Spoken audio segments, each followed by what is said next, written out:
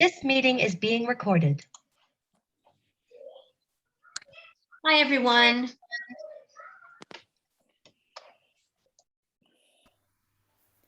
Hello, nice to see everyone. Hedy, Lucy, Bernard, Ray, Gottfried, everybody. Okay, let me see if I left anybody out in the waiting room. Don't want to leave anyone out. Okay. Antonia, I'm gonna set you as co-host just so that you could take care of the waiting room in case people pop up and I don't see. Okay, so hi everyone, and can't believe it's almost over. This is the third week, and wow. It seems like we just started, and then at the same time, when you look back, you realize that so much has been going on for the past 3 weeks. And I really want to thank you for making it happen. So many of you are familiar faces, many of you regularly attend, and many of you are here for the first time today. And we're very happy to have you here. I just want to thank the sponsors for taking care of so many things in this festival. Firstly, I want to thank the American University in Dubai, Università Gabriele D'Annunzio in Italy, EBSCO Host Information Services, Montessori Academy in Australia, Pedagogy and Beyond in the UAE, Salmon Poetry in Ireland, and the International Association for Jungian Studies. So I'm gonna give it to you now, Antonia. So over to you. Thank you. You'll be taking care of us today. I will. Thank you. Welcome, everyone. Roula, thank you so much for the introduction, and also congratulations on hosting such an incredible festival, which has been so rich for all of us. So yeah, well done. So really excited about today's session. We have got 3 incredible editors joining us today to talk about sort of the behind the scenes process, the publishing process, the whole submissions process, what that means to us as poets and writers, but also to dig a little bit deeper, I hope, into the sort of like the emotional and psychological side of that as we try to build our poetic journeys. First of all, we have Roisin. Welcome, Roisin Neachtain. So Roisin is a self-taught Irish-Scottish artist, writer, and translator. She formerly exhibited under the name Georgie Wren, which I would love to know more about. It's very exciting. And of course, is the creator and editor of the online literary and art journal Crow of Minerva. So welcome. We have Kostya Tsolakis, who is a London-based poet and journalist, but I believe is joining us from his hometown, Athens, this afternoon. So of course, Kostya is founding editor of Piranha, the online magazine for poets writing in English as a second or parallel language. And in 2020, 2021, he was also the co-poetry editor. And on his debut poetry pamphlet Ethos was 2019, I believe, was published. And in 2019, he won the Oxford Brookes International Poetry Competition. Was it 2020? Every came out in 2020 and the competition was in 2019. Yeah, cool, thank you. And finally, last but not least, we have Roula-Maria, who of course is the founding editor at Indelible Literary and Arts Journal, and of course the creator of this wonderful festival. And Roula is also the assistant professor of English at AUD. So thank you everyone for being on this panel. I guess the way we're going to run this is sort of have a very informal conversation today, have a chat, pop all your questions into the chat room as always, and we'll be inviting discussion from the room. Let's start off. Roisin, would you like to tell us just a little bit about sort of like the, I guess, like the genesis of Crow of Minerva, and also, you know, what you're looking for as an editor? Yeah, well, Crow of Minerva started, first of all, as an art blog where I interviewed women artists because You're absolute torture woman, you know that? Let me see. Sorry about that, Shane. Yeah. Yeah, don't worry. Yeah, So carry on. It started as an art blog where I interviewed women artists. And then during COVID, so I would feature one woman artist sort of a month. And then sort of during COVID, I sort of paused stuff for a bit, you know, because things were just so difficult just at the outbreak on the onset. Everything was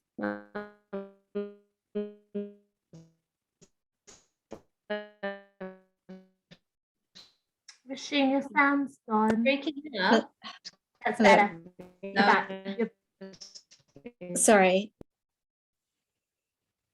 Oh, what's going on? Roisin, I think you've muted yourself. Hold on. Roisin, I think I was trying to mute the other mics and the names were above and below you. So sorry. Yeah, My don't worry. So yeah, and then I had this idea. I had sort of cognitive impairment from a serious illness, and so I went to poetry to sort of to help myself improve my health. So poetry was sort of really magical for that, and I sort of kept thinking about, you know, some of my early poems were interesting, but were not quite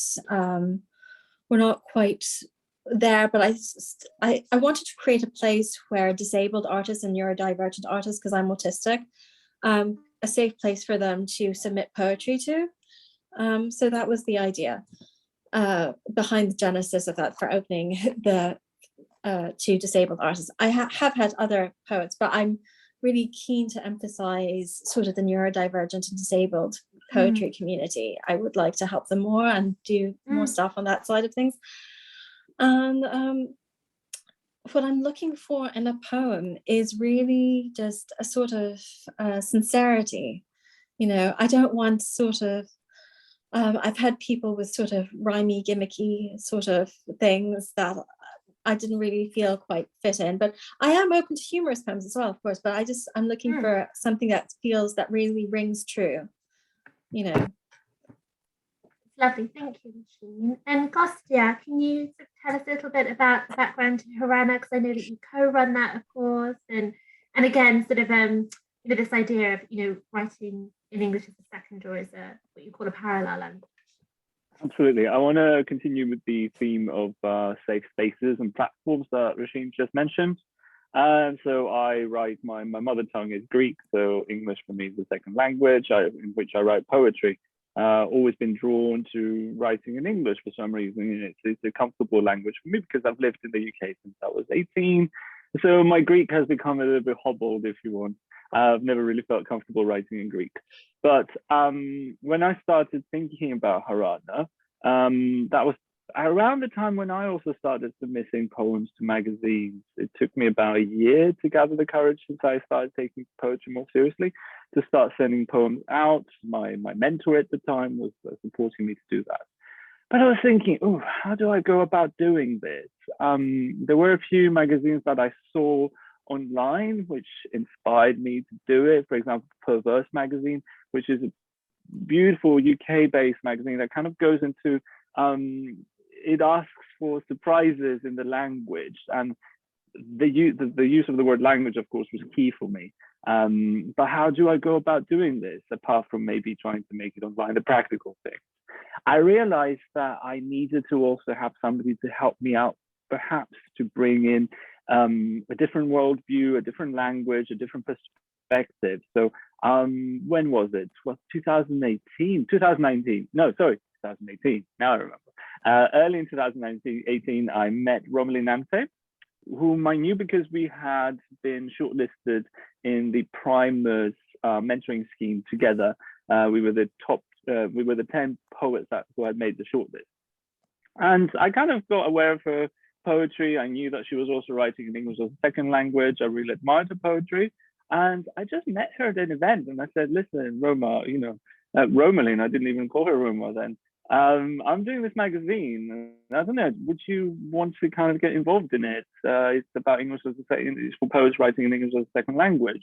And I said to her that that's because when I was looking at submitting, especially in UK magazines, you know, I would look at the list of the people who submitted or got published. It was really Anglo-Saxon names, and very rarely would I find any sort of poets who were like me, writing English as a second language. So I thought, you know, Roma, you know, how about we actually create this platform, because there doesn't seem to be one.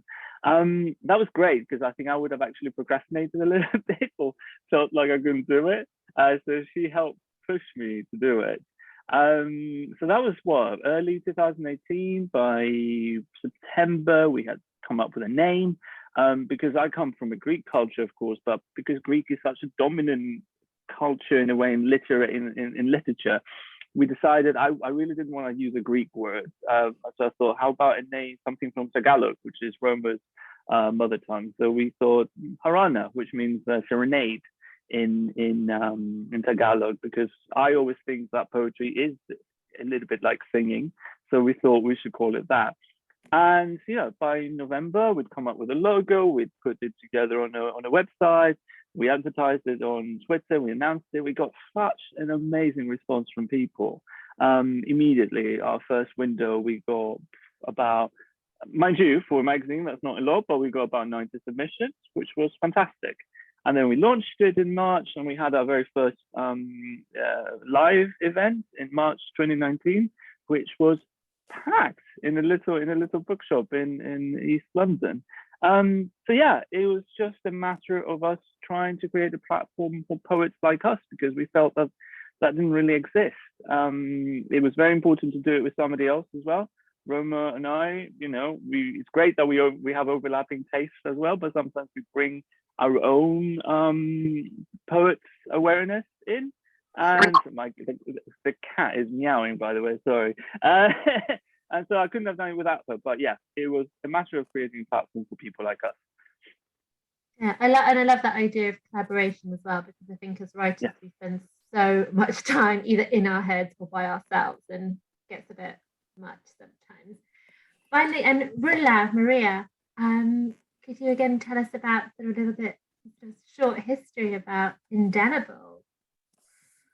Okay, well, the thing is, I've always liked to edit. I've always liked to, you know, this idea of having a platform and getting to meet like-minded people, getting to meet other poets. But it was just something that I liked. It was never a plan. It kind of dawned on me just one day, all of a sudden. You know, I was having a chat with a friend of mine, a colleague, and we were saying, she was also a professor at the American University in Dubai, and we were saying that there are so many talented students, but they just don't really show. They're not that prominent. Why don't we have something for them? And then we had the open mic nights at the university, and then all of a sudden we were thinking about having a platform, a journal. And the first plan was that the journal will be a university journal. It would be on paper. It would be something that we would print out, we would distribute. We were thinking whether it would be free or charged. And then all of a sudden, a lot of things happened, actually. The person who was supposed to give us the okay to go ahead left. And then the other person who came died, like right in front of our eyes. It was a huge trauma, actually, and we kind of put it on the side for a while, and then I just felt the push. I felt that no, this is something that is meant to be, and we should have it. Nobody had any idea how to have it as a print journal. We were asking here and there, but it seemed to be a big mess, and it seemed to be, you know, too much of a process. So we thought, why don't we just go digital? And we thought of WordPress. You know, by that time she left, so it was just me alone. And we, you know, I had it, I opened it, and it was on WordPress, and I didn't know where to start. I was like, okay, so we have a journal, we have a name, and the name was actually inspired by HD, Hilda Doolittle. from her verse, The Indelible Ink of the Palimpsest. So I really like this verse, and I thought indelible was a nice and catchy name. And it has the meaning that I feel the journal is intended to have as well. So there it was. And I follow a lot of friends on Facebook who are also great poets. And, you know, the first thing you would think is, okay, why don't we start as a small circle, friends? So you would contact your friends, you would contact maybe some old professors, old mentors that you've had. And it was incredibly rewarding, because this is how it grew into a community. Friends would introduce me to their friends, whether they were artists, writers, poets. And this is how it kind of emerged on its own. And that was in 2019. A year later, after the pandemic, we stopped having the open mic nights on campus. So we thought, why not Zoom? And why not meet all those fantastic people that we met through the website and actually meet and speak in real time? So we had our first open mic in June 2020, our first Zoom open mic, and then Indelible Evenings just took its own path, and well, that's how it started. There's no particular theme. I'm a poet, but I'm also a fangirl. So I am a fan of so many other poets and so many other writers, and you know, many of my friends who are also poets, they share the same feelings towards, you know, big poets and star poets. And then we started inviting them, and yeah, we met so many in the process as well. And many of them, most of them actually, almost everybody was so nice to actually suggest that they read with the less established poets. And you know, this is how so many students got recognized, so many other poets got recognized, and yeah, and lots of friendships emerged. Yeah, and you're great at that. And you have that natural ability to bring people together. It seems to come very naturally to you, and you'll have. Well, the pandemic makes you lonely. The pandemic really makes you lonely, and then you know, you kind of start creating paths and seeing paths that you haven't seen before. And it was actually one of the best things that happened during the pandemic. Thank you. I'm going to ask now, in terms of, you know, a poet, sort of an emerging poet who is pre-pamphlet, pre-first collection publication.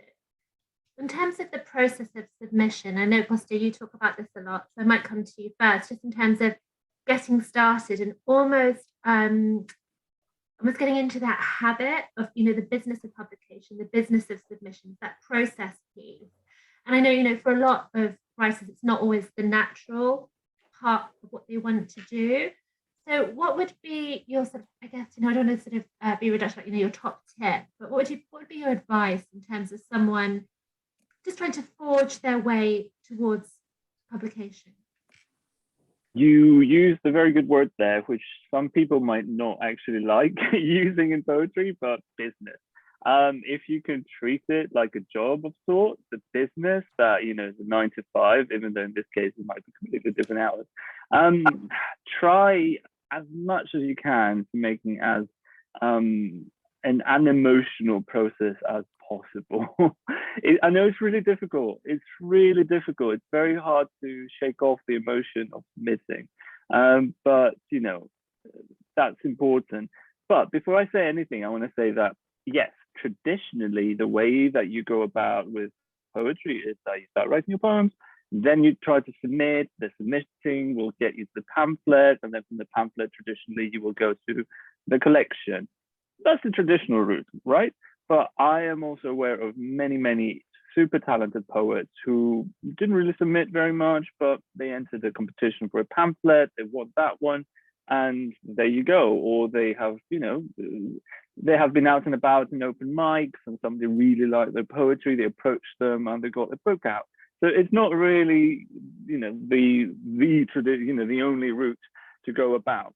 But I think it's an important process also personally, as you grow as a poet, see your poets, how editors respond to them, And again, whenever they come back, is this an opportunity for you to edit it? Is it something that maybe they will tell you that a little note, even though it's a little bit rare, I must confess, etc. But yeah, the most important things,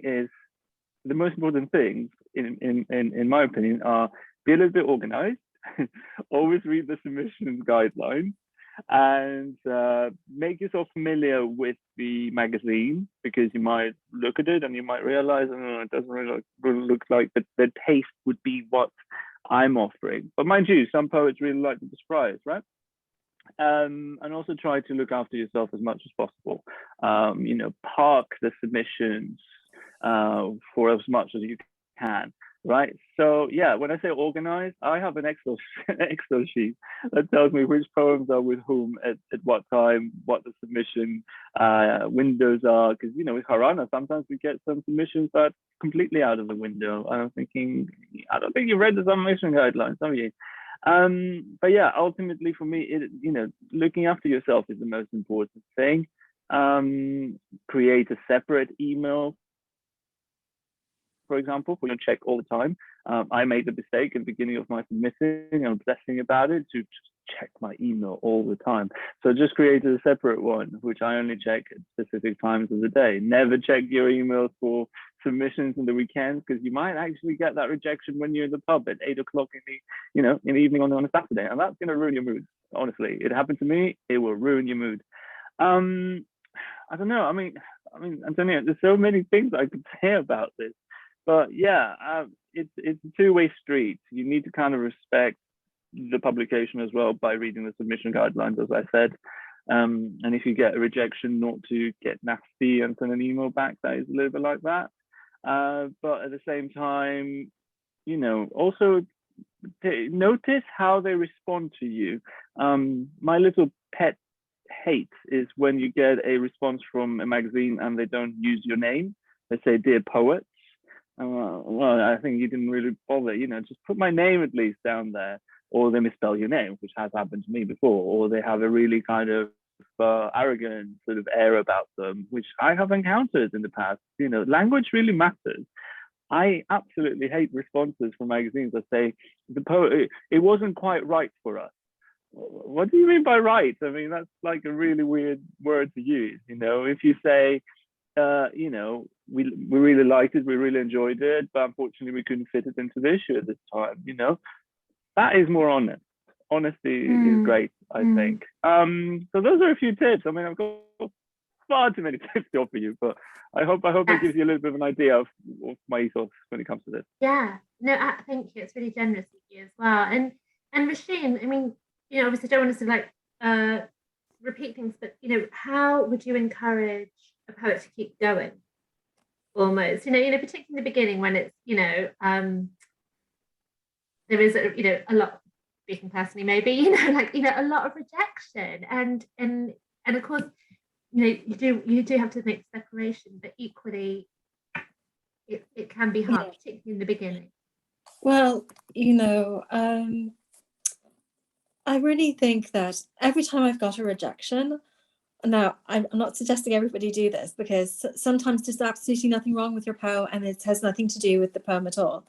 But when I've got a rejection, I've sort of, it just sort of makes me work harder at it. I sort of take a look back, take a look at, it's try to take a step back and have a look at my work and wonder and look at the magazine again and think to myself, oh, maybe it wasn't the right fit for that magazine or something like that. Never give up, don't be discouraged, and just persevere. That's all the advice that I'm still getting from poets, from my peers. And, just, you have to just toughen, sort of get a thicker skin about things. It's so difficult. I'm mostly immune, but I still get rejections, so it's really hard.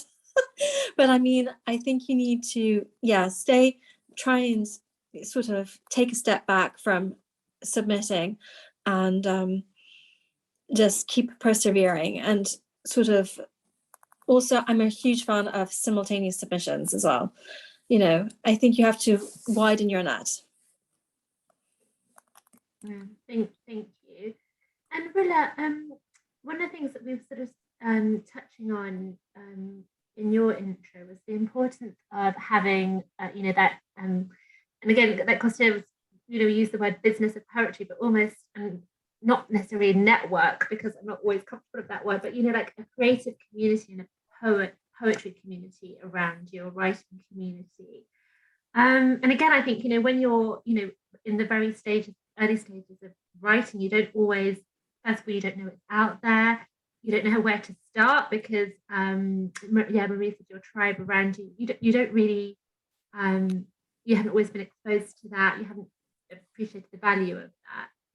How do you start nurturing or cultivating, an authentic, creative writing community around you? What would be your guidance on that? Well, if you're a poet or a writer or an artist, you probably know a couple of other poets, writers, and artists as well. You probably admire their work. You probably exchange your work together.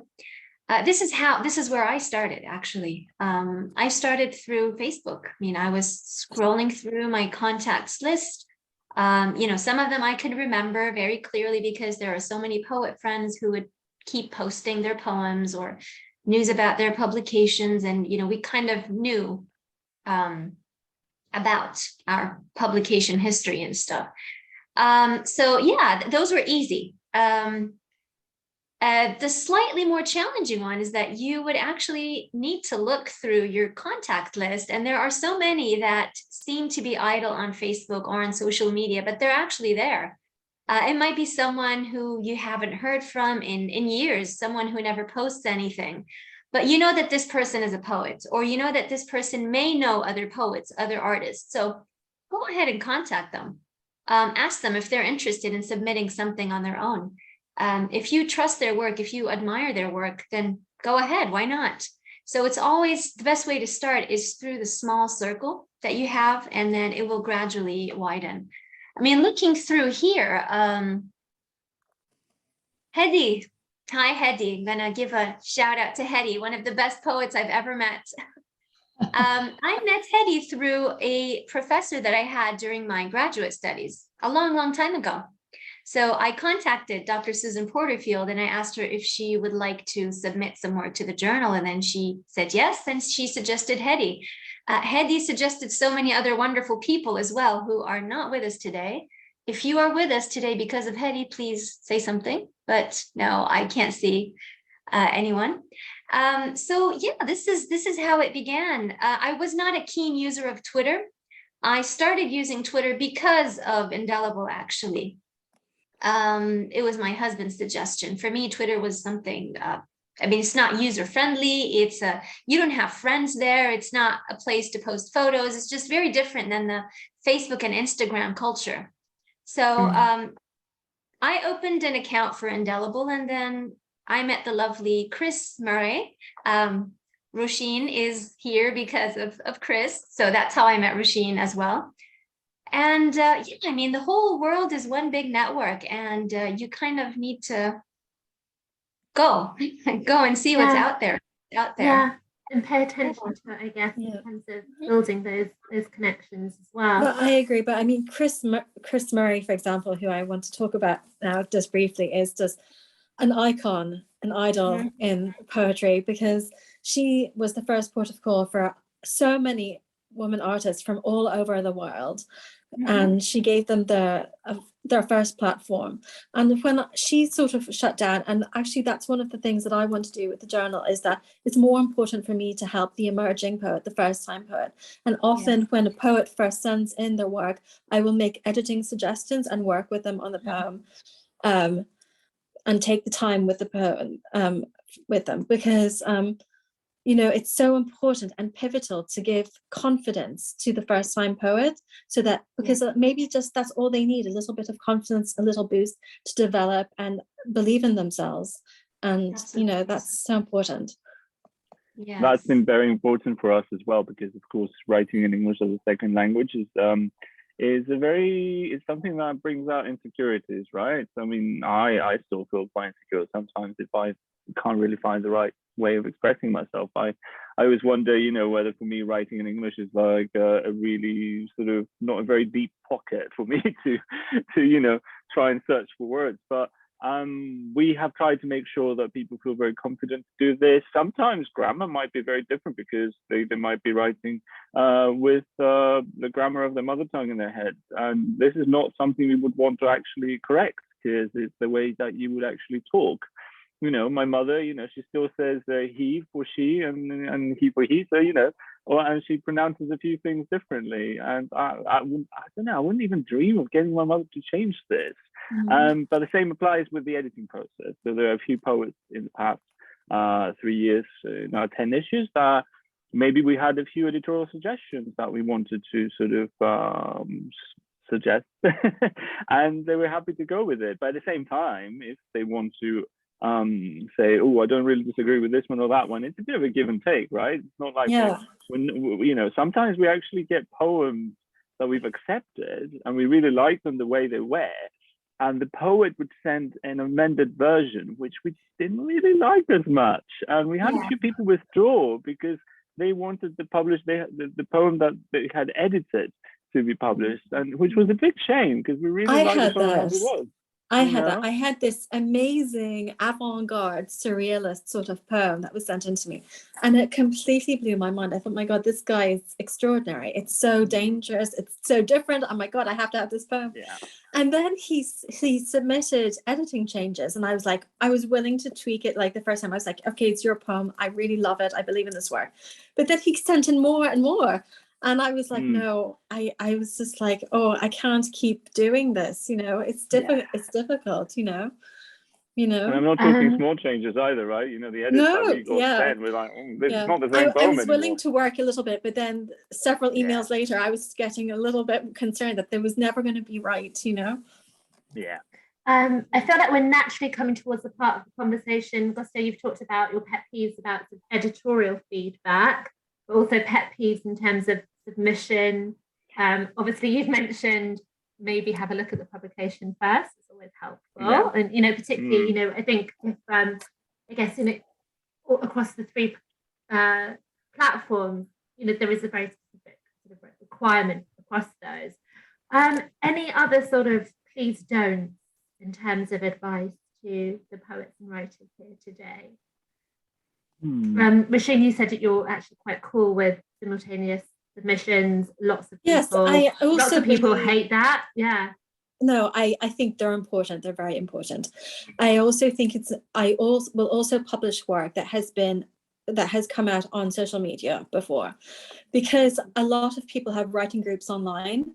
And I know myself from when I first started writing, I would often post a poem on a website or on social media and have discussions about my poem and improve and take on suggestions. So I have no problem with that, because I think it's actually really important to how a lot of poets nowadays, especially younger poets, work. So that doesn't bother me at all. I know that's a big taboo in the publishing world. Don't have it on social media, don't put it on websites. But I think that's important to how a lot of, especially younger poets and new poets work, So that's fine with me. Yeah, I've actually found poems online, and then I contact the poet directly and I ask them, can I please have this? Are you interested in publishing it in the next issue of Indelible? So I don't mind that either. Not at all. Yeah. And I know Ilya Kaminsky said it himself. He said it on Twitter one day a few months ago. He said, I don't know how people can say you can't have poems that have appeared on social media, because he says nowadays, it's often the first place where people will want to discuss work, which is pivotal to how they see it and how it will develop, So Going back to getting the magazines to get your name right, also make sure you get the editor's name right, and also that you research the editor's name. I have had my name misspelled a million times, or sometimes people fail to mention Romulan in the email. Just try not to misspell the name of the editor. It's never a good look. Yeah, I'm always Laura. I mean, many times people email me as dear Laura, so I'm used to that by now. I've been Christian. Yeah, That was I fun. mean, I'm not going to go there. I'm not going to go down that road now because my name is never spelled right. And again, Kostya, you were sort of alluding to this process of when you're in the sort of thick of submissions, etc. I wanted to talk about sort of that. I know it's important to all three of you as well. That part of like looking after yourself as an emerging, as an increasingly established writer, because I mean, in the set when we're just doing the pre session, you're talking about, you know, you guys are, as well as writing, so you're always looking at, you know, thinking about, you know, that constant churning of a writer's brain that I know exists, but also you guys are, like you say, you like you're on some level, if you're looking at something on Instagram, you're always thinking, where does this sit? Or, you know, I'm sure Roisin and Kostya, you're the same, like, oh, would this guy be right? Would this poet be right? For, you know, how do you switch off? How do you create boundaries as well? Roisin, you were saying that, you know, along with submissions, you get a lot of personal, insensitive, sometimes traumatic information from writers. How do you say, you know, I'm not a psychologist, I'm not a therapist, I'm not an agony aunt, I'm not a career mentor. How do you draw those lines? Well, actually, it got so bad that I was getting so many of them. I think because I had opened up on Twitter about things from my past, people felt they could send in these letters. And the thing is, you know, you have to have boundaries because they were really affecting me. You know, I was getting so upset reading these things. And so actually I put it up on the submissions page. Please don't send in personal, medical or sensitive information, you know, I thought this sounds awful, but I'm going to have to do it because, you know, I keep getting these. But I tried to be as kind and gentle as possible and say, I hope that you're getting a help from your friends and community, and it's important to have people in your life that you can talk to about these things, and qualified professionals who can help you sort through these things, and I encourage them with their writing, and you know, but yeah, it's hard, you know. It's a case by case situation as well, right? Yeah. With Harana, we're quite lucky that we don't get lots of submissions. You know, tops 100 because we are. I wouldn't want to call it that, but more of a niche publication because of the target audience. But we often get personal emails that go to the point of saying, thank you very much for creating this. It's very difficult for me to express myself in English as a second language, but I really enjoy it. Or we've had a few people who are 15 and they're submitting, and you know, it's their first submission. So you have to look through the emails, and of course you have to respond in a personal way. You know, you don't want to send a rejection that is just a copy paste job, and you know, and then that person sort of gets put off because it's such a tender age as well, and you want to, you know, write your poem and you think it fits. Mind you, we've had some amazing poets who have sent us work and they're still in their teens, and it was amazing to see that.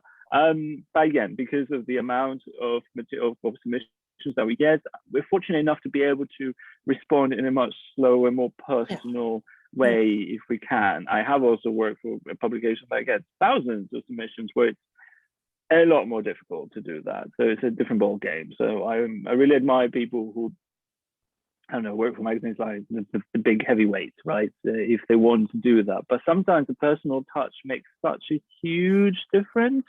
Maybe from a personal experience, you know, I got my very first rejection from Poetry Review about 5 years ago. It was one of those little paper ones, you know. Emily Berry could have just sent it as the printout and that's it. But she took the time to write something in her own pen in the corner to also say which poem she liked. And getting that kind of rejection, that little personal touch that she took the time out to do that meant a lot to me. That kind of, you know, kind of put me on the course of how I want to behave and respond as an editor. It's so important. It's so important. And 5 years in, like you say, you remember it, you carry it with you.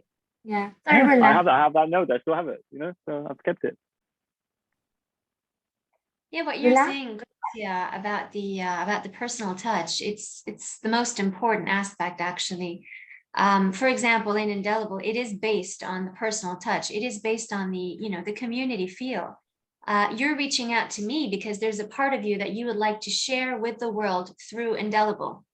And of course, I mean, sometimes it could get a little overwhelming. I mean, sometimes we don't all the time, tell people what they need to do. You can't edit their poems for them, but whenever possible, especially as you said, for young writers, you need to tell them to use less adjectives. You need to tell them to use more line breaks and so on and so forth. At least something general, telling them that you do appreciate your poetry, that this is potentially a wonderful thing that you're doing. And then we suggest that you do so and try again later. And also, I mean, when I get rejections like that, it makes me more than happy, actually. The thing with me and rejections is that my imposter syndrome is so bad that I never submit anything expecting it to be accepted. I just submit and forget. And then I become extremely happy if it gets accepted. And if it gets rejected, I just like to take a moment and look at the rejection style. And then I either criticize the editor for being extra rude or, but it never really bothers me. One of the best rejections was, we liked your poem, but not that much. So that was a classic. And it didn't bother me. I just laughed when I saw it. And yeah, I mean, you just take it as it is. It could be funny. It should never be heartbreaking.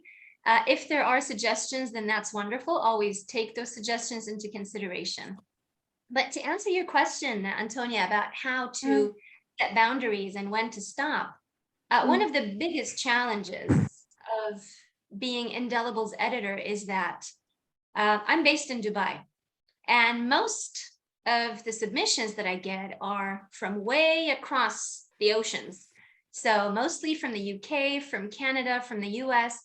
And when you receive those submissions, or when you receive emails from the potential contributors, it's always when you're asleep. So you're literally working when you're sleeping, you're dozing off, and then your inbox is going crazy. And in the next morning, you don't want them to wait too long, but you will have to say something in return. I'm also directing Psych Creative, which has a Jungian psychology theme to it. And also, many of the emails that I get are late at night. So yeah, I mean, I expect to wake up to an inbox that is bursting at the seams. I'm still trying to work on that, but yes, it can get overwhelming sometimes. And sometimes I miss emails. I don't see them until days later, until after I've answered like the first 15 or so. But I like answering. I always like to, give and take, create this friendship with the contributors. One of the things I noticed came up, I think everyone on the panel mentioned, was mentors, actually. And I was thinking, obviously, Kostya, Roisin, you've talked about, having that generous feedback from editors, and I know that's not par for the course. It's not something that, as submitting poets, we can necessarily expect. And sometimes you look at a poem, you just don't, you're just like, okay, you just like, it's just not good enough, basically. That's why it's got rejected. So in terms of mentors, in terms of developing the craft as you do forge this pathway to publication, what's the role of mentors been in your experience, and what would your advice be about sort of working in that way? It's massive. I mean, there's also, of course, there's a matter of, if you get a mentor, sometimes obviously you have to pay them, right? So there are some mentors who actually charge quite a lot of money, but there's also schemes that offer mentoring opportunities through, for example, the Poetry Society. That's how I started out. I was looking through the Poetry Society, all the mentors, and I noticed one of them, Heidi Williamson, who is still my mentor. Blood X poet. Everybody should read her, by the way. And I noticed that she had a poem that was inspired by Gaddafi, the Remember Body version, that poem that she wrote a response to. And that was fantastic because mentoring is a matter of trust. It's about somebody getting to know your poetry, what you want to do, seeing you evolve. Heidi and I have been working together for 6 years since Wow. the summer of 2016. And, if you Wow. saw the poems I sent her first time, oh my God. But, she was the person that I trusted to give me an honest opinion. She could be harsh in her very positive way, but also very supportive. And she was the first person really after university that got me to believe in myself as a writer. She would suggest who to read. So we worked together. She was a sounding board for me for about a year until I submitted anything, anywhere. So it's that matter of trust. She's the first person that will ever share a poem in order to really discuss it in depth. And she helped me out, and then suddenly, as I was mentioning, you don't have to submit all the time. Some opportunities just pop up really early in your career, and the fact that I got shortlisted for the 10 poet shortlist for the mentoring scheme that Nine Arches Press was running was like, and I'd never been accepted in any magazine, and I think it also had a lot to do with how Heidi helped me see overarching themes in my poetry, so that I submitted something that had a sort of thread running through it.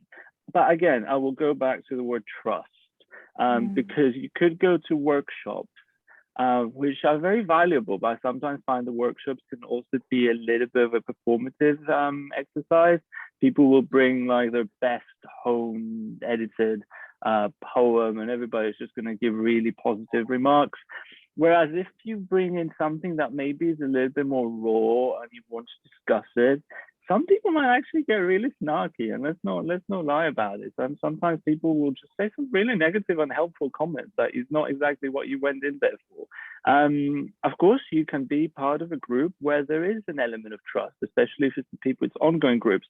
There's lots of amazing stanzas going on, and I've participated in a few, and those are the environments where you feel supported. Again, platforms, safe spaces, trust, friendship. If you trust somebody enough to not be hurt by them saying, for example, half of the poem is not working, then that's a great friendship and mentoring kind of relationship. If it doesn't hurt, even if it's like big job that they're suggesting you should do, then that's fantastic. This is how mentoring should be, I think. And it can happen. It happens. It's there. Thank you. Roisin, is there any sort of guidance you'd give in terms of, I guess, Kostya says that, he connected with Heidi because he, that sort of shared interest in Gaddafi, often Roula and I share a mentor, and you're sort of like led in a certain direction or context or themes, I guess. Yeah, I don't know. I don't have a mentor. I haven't had, I've met a lot of people on Twitter with whom I've had important discussions about my work and who've given me a sort of feedback and help and guidance, but I don't have one sort of set mentor or something. I have, applied for mentorship opportunities, but no, but I'm sort of also coming from a sort of a different place, which is to say that my writing was very, very different because I'm autistic. And so my early poems were, and because I was coming from a disability point of view, things were quite, so it was sort of different. So I wasn't at the same sort of place or looking for the same sort of help other people were looking for. I think it's important. I think if you can get a mentor, it's a great idea. I think, what he said about trust is so important. But I think writing communities, sort of writing groups and having a mentor, those are really important things to have, Roula, have you got anything to add to? Yeah, I totally agree about the mentorship. At Indelible, so many times we have our poetry readings where we mostly compliment each other. Nobody ever criticizes anyone. We always appreciate what we read. So yeah, I started out with the mentoring with the Poetry Society as well. So the poetry surgeries, that's where it began. Yep. Yep. Yeah. And later I met Anthony, who is now my mentor. And it was a really funny story because it was a complete coincidence. I was supposed to go to a completely other Zoom meeting, but for some reason I ended up watching Anthony's reading at the Nottingham Poetry Festival, and I found his poetry to be fantastic. And you can tell. So as you said, you need to trust the poet. You need to feel that this poet could actually do something with your work. And yeah, you feel the craftsmanship. You feel that things have been sharpened and toned and honed and all that. So I booked for a session with him via the Poetry Society, and then after that, he told me if you would like to go for a subscription mentorship, you could, we could do that. So that's how it happened, and I would say very confidently that it had a huge impact, a huge positive impact on my writing. You don't want anyone to compliment you all the time. On the contrary, the more they butcher the poem, the better, because you can tell whether it's a nice haircut that your poem is getting, or whether, someone is just there to be mean and tell you that this is junk and you need to throw it away. And I can kind of sense that because I teach, and yes, I am pretty harsh. I can be harsh on my students, with their essays, or my creative writing students with their poems as well. So I know that whoever is helping you edit or proofread your work wants the better for you. So yeah, and I highly recommend mentorship. Just find someone whose work you really admire. Find someone who is actually taking you on the right path. You don't necessarily have to have like-mindedness in terms of your themes of the poems or in terms of style or anything, but expert feedback can only help. Thank you.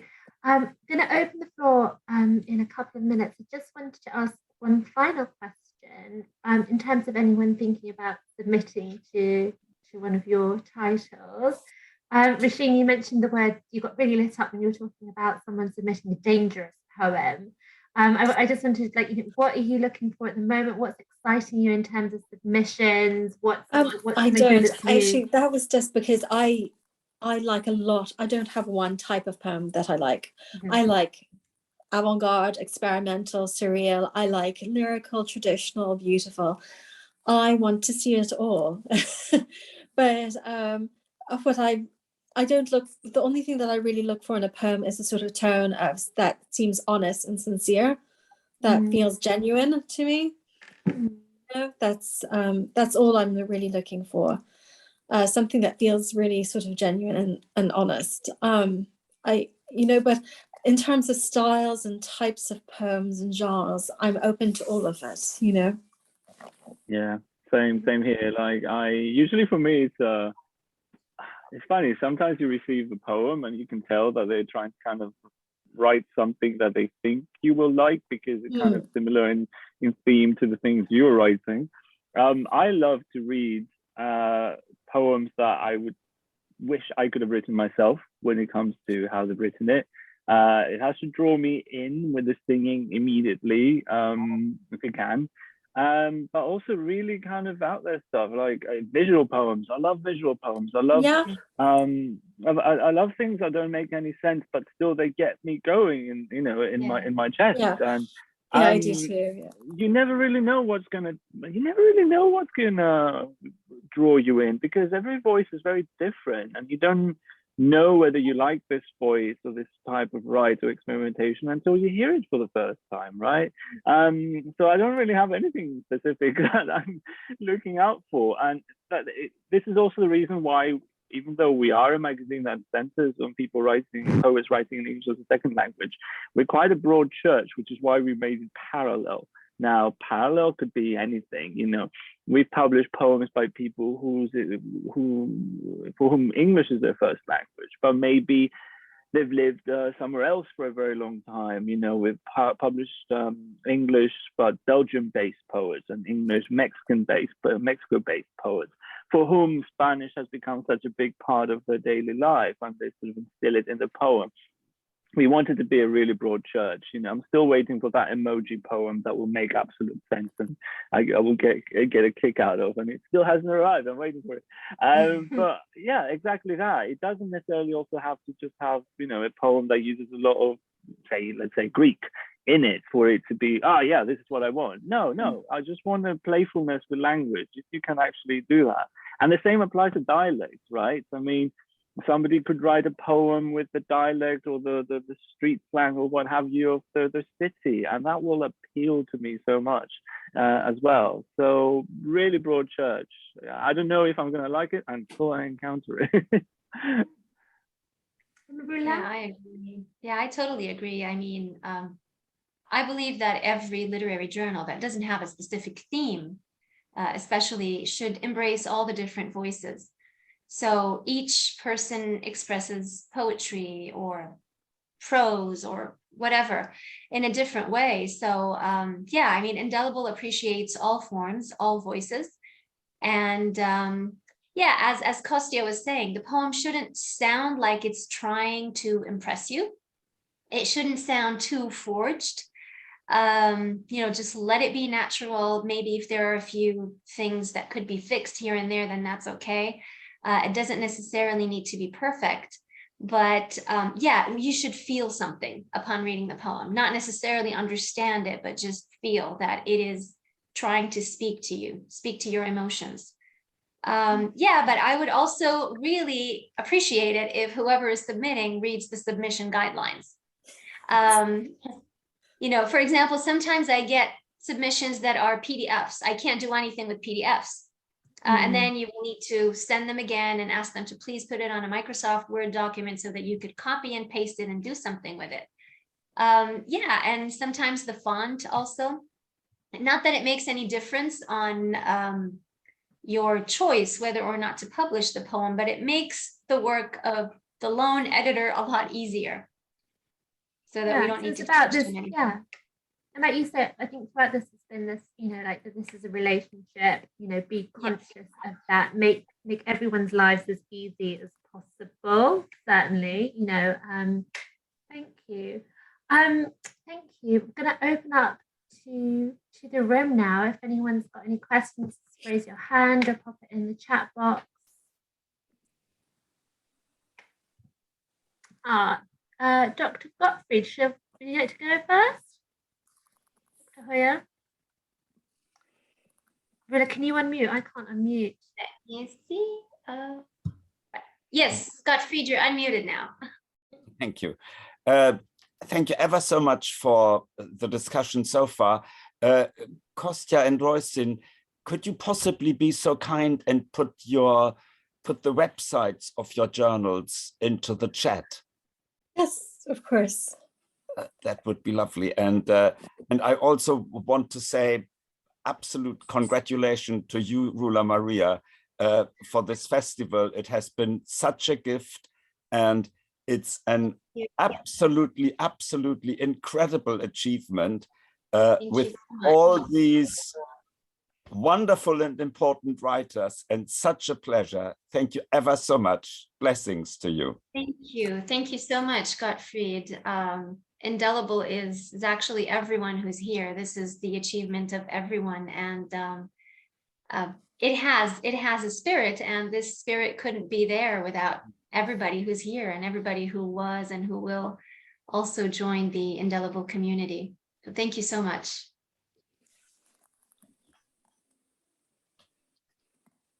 Glenda has a question. Well, I have an observation about rejections. Like, often you get something that says like, well, there are so many good entries. We have thousands of entries, so many good ones had to be overlooked, which tells you nothing. But I got a rejection of a short story years ago, and I can't remember what I submitted, but I remember the rejection because they said, again, there are thousands of entries, but the editor put a personal note on the bottom. We accepted 5 winners, and we were debating whether yours would be 5 or 6. I'm very sorry, yours ended up 6. So please keep writing. And that was so consoling because I just assumed I was 2,000 down in the list, as one does. And recently I've had a couple of things submitted. Yeah, this is going to be a question. I'll just say, first of all, I submitted a couple of things and the editors both wrote back to me. And one said, could you change this word and I'll publish it? And the other one said, well, I like what you've done, but it's a bit overdone. Would you leave out the first part of it? And I looked at what she said and I thought, yes, I can understand that it was a high bun and it had quite a literary style and it didn't leave it open enough for people to have their own response rather than my response. So I could see that. But I've had problems in that I'm in a group of writers in Dublin who meet every couple of months. And several of the people in that group have done a lot of publishing and they've actually been judges in competitions. And I once had 3 pieces rejected because the judge was in my writing group and she would have possibly have seen drafts of what I'd written before. So I wrote back and I said, I don't think that would affect her judgment. I think she'd be quite impartial, you know, whether she'd seen it before or not, she would be a fair judge. They said, no, we can't accept these. Send us something she would never have seen. So I did that. They didn't accept those either. I think they thought I was a troublemaker.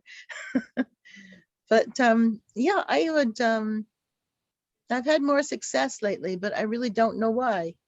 I don't feel like my writing style has changed that much. And there's other places like Stinging Fly.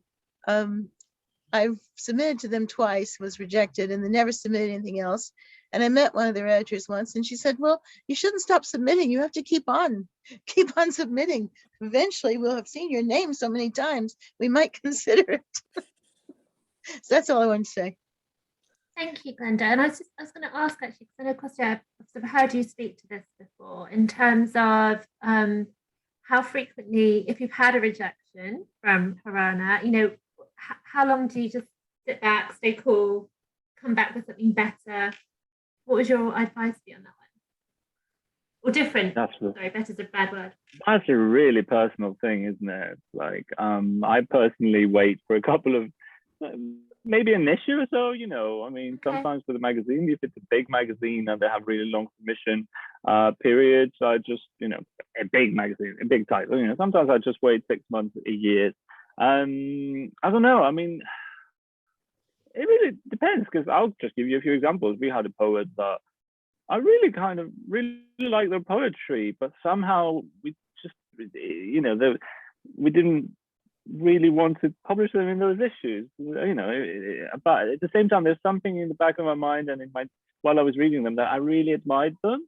And then after about 5 submissions, you know, I saw the poems that they sent, and there were 3 amazing poems. And I was like, okay, I think this is why I've been waiting.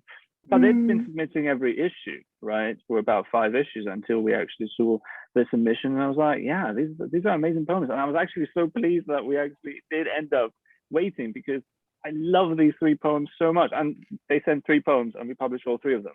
That's how amazing that submission was, right? We've had other poets who have submitted every other issue, you know, 10 issues now, right? And it's taken until recently for us to see something in these poems that we really enjoyed. You can always detect talent, you can always see talent, and this is why you also encourage people. And sometimes it might even feel a bit fake if you send the 5th rejection to them and say, please try again, because we really do like the way you're writing, but somehow, you know, maybe the poems also don't really, I don't know, they don't work, they don't kind of have a chemistry with the other poems that seem to have taken us. Interestingly enough, the first issue we published after lockdown, we realized in the end, oh God, actually it's food we were drawn to this time around. So there was a lot of food poetry. It just worked together, right? Other poems kind of worked together because they were about language. So I will never say don't send, you know, if you've submitted in every single issue, I don't think it shouldn't really matter. You know, it's not a problem. I don't think you'll ever bother any editor by submitting again and again and again, you know, no way, because honestly, it is down to how the poems feel with all the other submissions you receive very often. It's not it's not a joke when people say, yeah, we did want to see how the poems will work together for this issue. It's an existing thing, right? Yeah, So never really think I'm bothering them too much. No, that's not a problem, in my opinion. Okay, thank you. Roisin, do you have any sort of parameters or guidance, or is it just keep going, keep going, keep going? Keep I say that going. it's like it's so easy. I mean, keep going, because we all keep going. The editors keep going. We all sort of do it. You know, you have to just keep persevering and keep going, and not give up. You know, it's so easy to say, but it's the only way forward. You know, resilience and perseverance. Roula-Maria? Yeah, I would also say the same. I mean, keep going. It doesn't necessarily mean that we don't like your poem. So as Kostya was saying, maybe it just doesn't sort of match with the overall feel of the journal issue. And sometimes even if we don't like that poem so much or like it enough, as one of the the editors told me once, I mean, I don't see why you can't try again at some other time. Rejections, especially meaningful ones that tell you, you know, what you need to work on, they can actually help you. So one rejection is actually one step closer to getting it right the next time. Again, with young or poets or writers with less experience, this could be very helpful because they could learn to shorten their sentences or to use less commas or to whatever it is. So if you give them just a little bit of advice on what to do next, then yeah. Now, of course, there are other reasons. Like, for example, if you find the content offensive or culturally inappropriate to, you know, where you are submitting, then that is, again, this is something to take into consideration. So if you would ever want to submit again, just make sure you're not submitting something with content that cannot be accepted for various reasons. Just a quick point, because on the one hand, I think it gives a lot of power to the people who submit, and it also makes editors more humble. Never forget, a submission is a missed opportunity by a magazine to be included in the acknowledgement of your book. So there is also that way of thinking, right? But I should agree with Roula-Maria, because it's quite astonishing the quality sometimes. Some poems you receive which can be really offensive. I mean, we've been really lucky with Horana, but very often in Ambit we receive really sexist poems, which was really intimidating to also read sometimes, right? So I mean, that's when the rejection has to also include a message to say, you know what, this is not the stuff we're looking for, this is sexist. You can be open about it, you can say it, because it is sexist. I've had a few. It's important to remember that editors are humans too, with their own morals and ethos. Very often we don't get paid for this. I mean, I don't get paid for Horana, you know, and you have to encounter some really kind of, you know, awful morals in the poems you receive very often, right? To take it in a more dour side from the earlier jokey side, sorry. Yeah. I mean, I think that's I think just and again, it's, you know, as poets, to have that awareness of, you know, what you guys are sort of sifting through on a daily basis as well. Raymond, you had a question. Can you unmute yourself? Yes. As editors, do you read all the poems that are submitted, or do you have assistants who are first readers for you and then pass along poems for you to read? No, I read them all. So do I. I read every single one. Yeah. With Horana, I read them all. I'm very lucky, though, that there's two of us who read them, co-editors, and we also have a deputy editor now as well, Julia David, who helps us out, but we read them all. And we also read them all in Ambit. Ambit would get thousands of submissions, and we'd still go through them. It's a really long process. But I mean, you know, if you don't read them all, then it kind of escapes you. At least during our stint, we didn't have any assistants, but at least when there's two of you, it feels more of I wouldn't say easier job, but at least you have somebody to discuss and sound the poems with, which is very helpful. Thank you. Yeah. See, I read them, and then there could be a few poems that I have mixed feelings about, then yes, I would consult other members of the Indelible community, and we'd come to a consensus at some point. But yeah, I do the first reading, so I read everything at first. The most recent issue was the one that was the biggest. So I had 63 contributions in issue number 6, which was the last one. But I had around 200 submissions between poems and prose works and art. So yeah, it's quite difficult, especially that I teach full time during the day. The only time to actually work on this is in the afternoon, and that's why we have only 2 issues per year, because it takes around 6 months for me to filter through and to see and kind of decide in the end what I like and what I don't like, or what doesn't work this time, what could work at another time. And as Kostya said, sometimes you just leave them and then see how they kind of mix with everything else that you've accepted.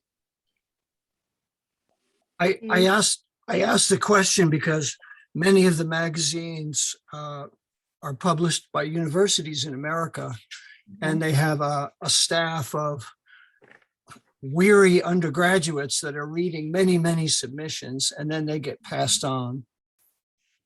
Yeah, it's a different world, isn't it? I mean, Different world.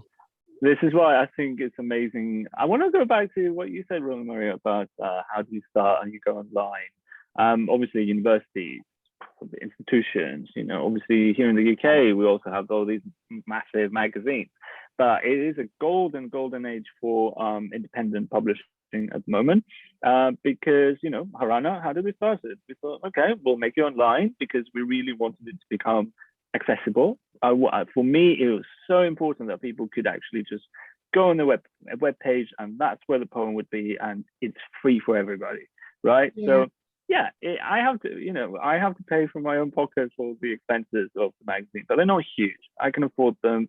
The website, the name, this and that sometimes, launches. But that was the way. I thought it gave me so much power. It gave me and Roma so much power, the fact that we could actually create our own magazine, put it online, create some stylistic values, right? I was really lucky that I had the generosity of a friend of mine who's a designer, who helped design the logo and make sure that the Wix page would look all right. I've had OCD since I was 17, diagnosed. So for me, it's very important to also find everything kind of working when it comes to the font. Everything matches. In my real job, I'm an editor as well. So I'm an editor for another magazine. So I've brought these skills into the publication as well. But the fact that we can start a magazine online and create a following on a shoestring really is amazing. It shows how things can happen, and the values are so high among so many of those magazines. So one advice I have is, always try for the big magazines. Why not? You deserve to be in there, but also do pay attention to the smaller magazines, because they are powerhouses, and there has been this leveling of power in the magazines that is astonishing. I hope soon we'll start seeing the forward prizes and other big prizes that are starting to nominate smaller magazines, poems from smaller, more independent magazines. Let's hope this happens. It's already started happening with independent publishers, right? The values are up there. Just because it's an online magazine, it doesn't mean that it's not high profile and high value, and that it's going to treat people really well, and a great platform to be part of. Yeah, and you get to meet a lot of fantastic people as well through it. Family, it becomes a family. Yeah, you're right. Just I guess to extend that, Glenda has asked what the rewards are of being an editor. I mean, Kostya, you talked us to being able to sort of, create this sort of like your vision of style, from a poetic perspective. Roisin, I know that yours was also about, sort of expanding, sort of creating that safe space, being more inclusive for, for writers with disabilities specifically, and neurodivergent. Yeah. I think that just the rewards of being an editor are just, I think we all create magazines just to help our fellow writers. It's just being part of a community and knowing that you're helping other people on their journey. That's the reward, you know, just to be part of a community and helping other people who are in the same position that you are, or you know, we're all submitting work elsewhere. We're all part of this, you know, network, you know, that's it. I enjoyed that very much too, the fact that you kind of create a family. You know, I've made a really corny habit of every time I accept somebody to say welcome to the Harana Poetry family at the end of it. But it's also really lovely to see, you know, there are some poets, Harana poets present in here. For example, I can see Julie in the corner. Hi, Julie. And Pierre was here as well. Roula-Maria, you're a Harana Poetry family member. And that sort of sense of community is amazing. But also, to be able, you know what, let me say it this way, you know, I feel that this lad from Athens, you know, who's been in England since he was 18, and you know, I don't write in English as my first language, so I've contributed something in UK poetry that is really respected. That's quite an achievement for a refugee, you know, for a migrant. Sorry, I've been talking with my parents about a refugee ancestor. So, for a migrant like me, it's a big achievement. But also to end up seeing Harana mentioned in pamphlets and collections of people that we've published in the past. You know, I'm very proud of one poet who just got their first collection out recently, and we published them first a few years ago. And the sense of pride I felt in seeing that poem in that collection, which has been very well received, was I don't know, really moving. I really, really love that. Just get a kick out of it, you know, if you want to be honest, me to be very honest about it. Yeah. I think that takes a certain generosity though as well. So it's just like want to, you know, I think it needs to be part of that wider poetry conversation, I think. Yeah. It's a lot of time to dedicate. Roula-Maria, you were gonna say, sorry. Yeah, I mean, everything else, I would ditto Kostya and Roisin, that yes, it is very rewarding in a sense that you see people grow, you create a rapport with everybody as part of the family or the community that kind of creates itself out of this. And there's so much beauty in poetry, so much beauty in art, in writing and everything. So it is by nature a very warm and nurturing ground. And it's a lot of hard work, but we won't do it if we are not totally in love with it. If we don't like this nice and warm buzz that we get out of events like this, for example, every new issue. So yeah, I mean, it's wonderful. And I especially enjoy it when I see indelible members meeting each other and becoming friends on Facebook. And then all of a sudden, you know, there's this new group that emerges every now and then, and I love it. So it's the humane aspect, the humane touch. That's most important. Yeah. Thank you. Has anyone got, I think we've got time for one more question. Raymond, can you unmute yourself? I just wanted to ask the editors if you submit poems that you have published for contests or awards, like, I don't know whether pushcart prizes apply to you or not, but yeah, for pushcart, it's the publisher would nominate. So I've never actually applied to any poetry contests. The pushcart nominations were by the publisher, by Chiron Publishers. Through the forwards, yes. I mean, we submitted every year the forward. So because we can, why not? The thing is, sometimes you just don't have time. For me, for example, I barely have time to submit to journals, which is something I really need to work on, because you write in order to share. And yeah, so maybe I'll have it on my summer list to start applying to new journals or to contests, or I don't know.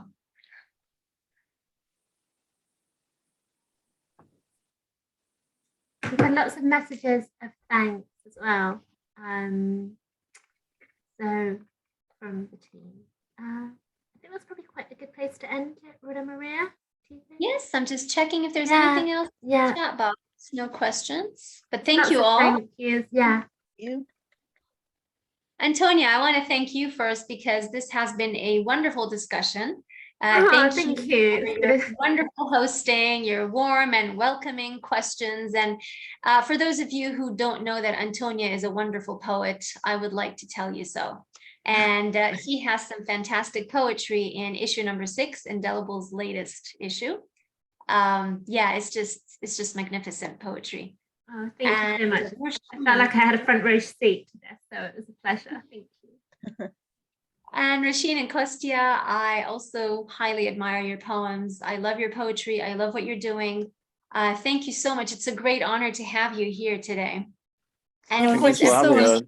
Thank you. It's been really And if I cool may say, speaking to if you go to Harana Poetry, you will find Roula-Maria's beautiful poems from our most recent issue. So yeah, thank you. The admiration is returned to you as well. So, thank you. Thank you so much. Thank you. And I guess it is with this session that we conclude the festival, but Indelible evenings and other events are still going to continue. The next one is actually after 2 weeks. It's for Site Creative, and we will be discussing Susan Rowland's new book, The Sacred Well Murders. So for those of you who like murder mysteries, it's going to be on April 30th. And of course, follow us on Instagram, Facebook, Twitter, whatever platform you like, and you will get regular updates on what's next.